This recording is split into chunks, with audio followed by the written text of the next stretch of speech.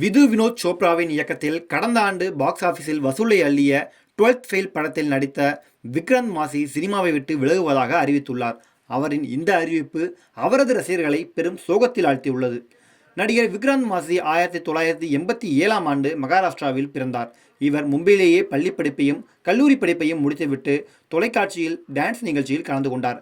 2013ஆம் ஆண்டு முதல் சினிமாவில் சின்ன சின்ன ரோலில் நடித்து வரும் இவர் புரோக்கன் பட் பியூட்டிஃபுல் என்ற வெப்தொடரில் நடித்தபோது தன்னுடன் நடித்த ஷீதல் தாகூரை காதலித்து திருமணம் செய்து கொண்டார்.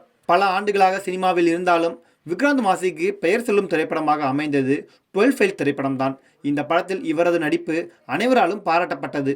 விது வினோத் சோப்ராவின் இயக்கத்தில் விக்ராந்த் மாசி மற்றும் மேதா சங்கர் நடித்த இந்த படம் கடந்த ஆண்டு அக்டோபர் மாதம் தியேட்டரில் வெளியானது. IPS அதிகாரி மனோஜ் சர்மாவை பற்றிய அனுராக் பதக் எழுதிய புத்தகத்தை அடிப்படையாக வைத்து இந்த படம் உருவாக்கப்பட்டது. இந்த படம் பாக்ஸ் ஆபீஸில் ரூபாய் 58 கோடிக்கு மேல் வசூலை அள்ளியது.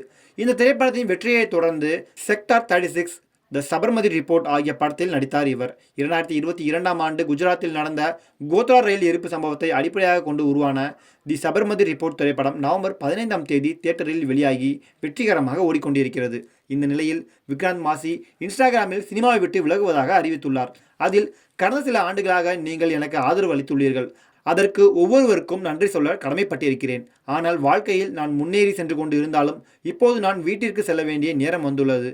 ஒரு கணவனாக, தந்தையாக, மகனாக, ஒரு நடிகராகவும் இந்த கடமையை செய்தே ஆக வேண்டும். வரும் 2025ஆம் ஆண்டு கையில் இருக்கும் படத்தின் மூலம் நாம் கடைசியாக சந்திப்போம். என்றென்றும் நான் உங்கள் அன்புக்கு கடமைப்பட்டிருக்கிறேன் என்று பதிவிட்டுள்ளார். விக்ராந்தின் இந்த அறிவிப்பு அவரது ரசிகர்களை பெரும் அதிர்ச்சியில் ஆழ்த்தியுள்ளது.